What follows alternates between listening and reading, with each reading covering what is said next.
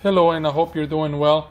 On this video we're looking at the EnviroLite, and this is a 4-inch recessed gimbal downlight, and as you can see, it looks nice.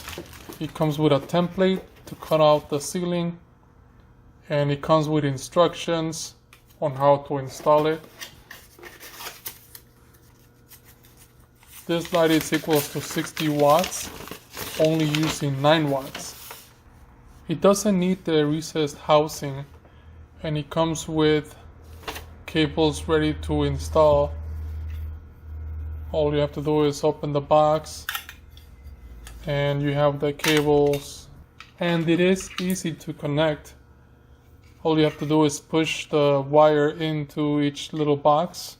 You have 3, and then connect your gimbal to the box. The color of the light is not cool white or warm white. It's in between. It is at a 4000 temperature. As you can see, you can move the light around depending on what angle you want it to go. It is easy to install. I hope this video helps you in some way. Thank you for watching and enjoy.